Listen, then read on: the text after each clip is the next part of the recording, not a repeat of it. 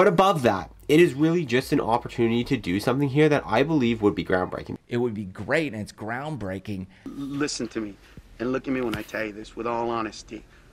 If you think that I steal jokes... I did copy one of the Good Crew's videos, Bubby Golf. Like, I did copy one of his videos. When I come to a comedy club, you better run. You better get the off stage, because if anything you say is even remotely funny, I'm gonna make it mine. Folks, in this episode of Big Boy Pants Golf, I get into some heavy, deep stuff about possibly outing a Carlos Mencia in the golf YouTube community. Now, I don't know if you know who Carlos Mencia is. He was a notorious joke thief back in the day that was finally outed by Joe Rogan and now has issues ever being a stand-up comedian again. I'm under the impression, and I've done the research, and I'm gonna present the facts to you. If you think Mr. Short Game is the Carlos Mencia of golf YouTubers. I never really want to rip off other people in YouTube land, but what I want to do is gain inspiration and say, okay, they did this, let me do something similar, but I'm going to put my spin on it. I know he's got a huge following, and I know this is a hefty allegation, but that's why you got to stick with me and watch the clips I've put together and come to your own conclusions whether or not this is parallel thinking, or if Mr. Short Game Golf is watching other YouTubers' videos, hodgepodging them together, and putting them out as his own ideas. Let's begin. Some sort of YouTube golf tournament that streams live on the platform. This would be arguably the biggest golf content on the platform by and large, bigger than Live Golf. That you wouldn't have the biggest turnout in YouTube golf history, including live events. Grant's going to beat them also. So is Micah Morris. All these people are beating Liv or tying Liv or being really on par with Liv viewerships on their own. Maybe Nate didn't get the memo, but Live Golf isn't on YouTube anymore. It's on the CW app and the Live Golf Plus app. But in relation to Matt, Mr. Short Game Golf, within 24 hours of Nate posting his video, you can see over and over again the heavy inspiration that Nate had on Mr. Short Game's video. In the episode of Mr. Short Game Golf, where he discusses copycats and admits that he copied Bubby Golf, Matt states that he copied Bubby immediately the day after. That's what I did, and I did it like immediately after he dropped his video.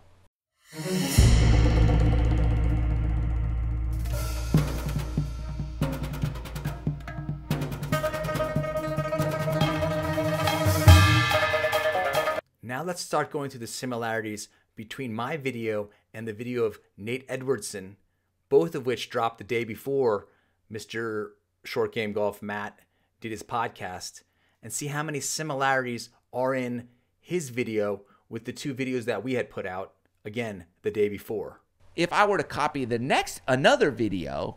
And a lot of that comes from my belief in the success of a tour, of some opportunity for the best players in YouTube golf to get together on a semi-regular basis and compete. Now, a lot of people have been talking about a YouTuber tour or tournaments or competition or things like that. I'm wondering how many views would that get? Let's say there's a YouTube tournament aired on YouTube on whatever channel. Nate says that golf YouTubers could get more views than the Live Golf Tour and that they should start their own tour on YouTube. And Matt basically says the same exact thing within 24 hours of Nate's video. That's how I operate. I'm like, oh, I like what they're doing here. How can I make it my own? Other people just rip it off.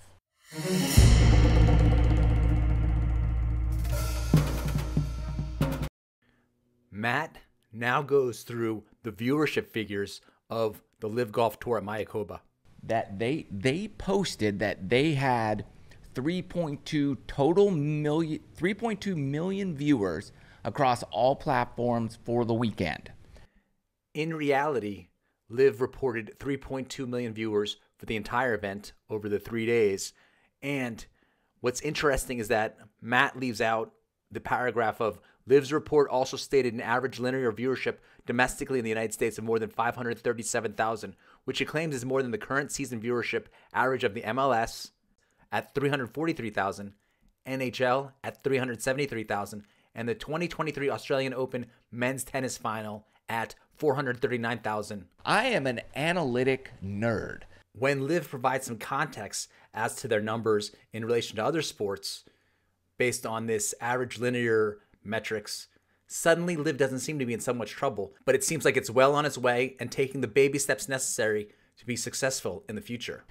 Okay, that's great. So what does that mean? Well, let's see. They went head to head with the Honda Classic, and the Honda Classic still had more total viewers. It's interesting that Matt points out that the Honda Classic got more views than the Live Golf Tour, but he doesn't point out that that was the last year of the Honda Classic, because apparently the sponsors don't want to sponsor a field like the one they had at the Honda Classic. Another thing I'd want to point out is, were the numbers at the Honda Classic or even the designated event of the Waste Management Tournament so much higher than the Live Golf Tournament that the PGA Tour shouldn't be concerned about a bunch of golf YouTubers with their high ratings and their built-in audiences making the PGA Tour sponsors realize that they're not getting the most bang for their buck? So let's compare that with other golf content that's out there.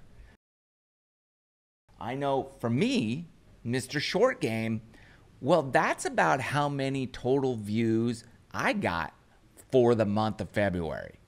And here's the thumbnail to the video I put out about 17 hours before Matt put his video out, and possibly around the same time that Nate put his video out. Notice it says, plus, Live and PGA Tour focusing on golf YouTubers. But think what this does for both Live Golf and the PGA Tour in terms of golf YouTubers. They're starting to realize that these golf YouTubers are truly the hottest commodities.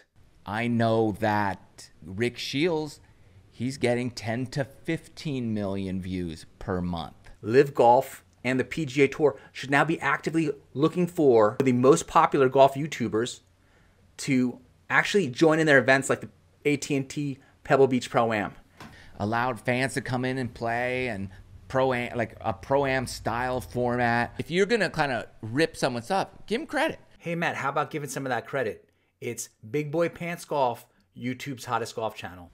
That's what the numbers are currently already, at least on YouTube. The videos from the golf creators are getting more views than Live Golf and more views than the Honda Classic got. So that's why I'm wondering, is Live in trouble? The question that popped into my head when I heard this is, if the Live Golf Tour is in trouble, then isn't the PGA Tour in even worse trouble? Because it doesn't have the funds of the Live Golf Tour, and the PGA Tour is already using up all these stashed away funds that Phil Mickelson said the PGA Tour had. Once the PGA Tour's secret stash runs out, and more of the PGA Tour players ranked 70th to 100th on the FedEx Cup list bolt over to Live Golf Tour, thereby creating this downward spiral for sponsors, isn't the PGA Tour actually in worse trouble than the Live Golf Tour? Like, how long can they go on? I mean, they've got unlimited resources. You don't tune in to YouTube Golf for the best golfing in the world. You tune in to us because it's entertainment. Forget the player who's ranked 70th or 80th in the world. No one cares. What we care about is being entertained. I'm always putting my spin on it because that's just who I am, and I try to be an original content creator in that golf. But I think if there's someone out there with lots of money that wants to do something that I believe, and I think so many people in this community believe, would be insanely profitable and insanely successful, they should do it. Hello, somebody make it happen. You guys know how to do it.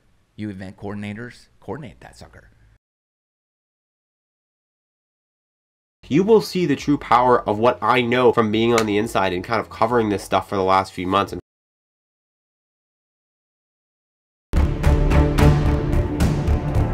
after this episode of CSI Golf Channel, whose side will you be on? Brandel Chambly's or Patrick Reed's? I saw Brandel post his analysis on Twitter this morning, and I responded to Brandel Chambly with, go check out the Big Boy Pants Golf YouTube video on Brandel going after Reed about Reed's embedded lie at the Farmers a few years ago.